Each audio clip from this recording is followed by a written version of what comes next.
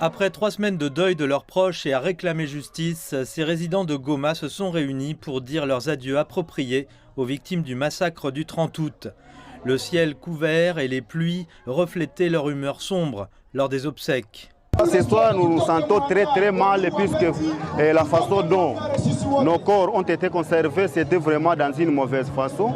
Mais aussi, quand on voit que nos frères et sœurs qui ont été tués, qui ont été massacrés, qui ont été génocidés, je vois comment ils sont placés là-bas les corps. Vraiment, ce n'est pas bon. Les personnes tuées ont été abattues par des soldats de la RDC lors d'une manifestation contre les troupes régionales de la communauté de l'Afrique de l'Est et les forces de la mission des Nations Unies pour la stabilisation de la République démocratique du Congo ou MONUSCO.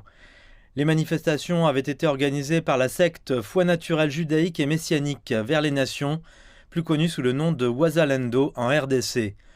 Le groupe avait été interdit par le maire de Goma. Selon Human Rights Watch, les forces armées de la RDC ont tiré sur les manifestants de Wazalendo bien avant le début des manifestations. Les corps ont été enterrés sous haute sécurité. Nous sommes en train de pleurer nos frères et sœurs qui sont morts. Et voilà les résultats. On nous a parlé de 6 morts, mais là on en compte une cinquantaine. Et le gouvernement devra s'amender, présenter les excuses aux familles, mais également décréter un deuil national. Voilà la manière de se réconcilier avec ce peuple qui est en train de souffrir et de mourir tous les jours. Le ministre de l'Intérieur de la RDC, Peter Kazadi, a dénoncé les violences et s'est engagé à rendre justice aux victimes et à leurs familles. Plusieurs officiers supérieurs de l'armée de la RDC ont été arrêtés à la suite de ces fusillades et sont en train d'être jugés pour les mêmes faits. Nous sommes en train de faire face à une situation que tout le monde a condamnée. Et en même temps, je voudrais attirer l'attention de la population sur le fait que l'ennemi rwandais est juste en face de nous. Il occupe certains de nos territoires.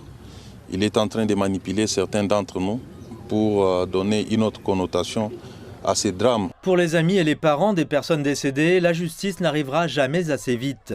Malgré l'enterrement de leurs proches, ils réclament toujours justice pour ceux qu'ils ont perdus sous une pluie de balles.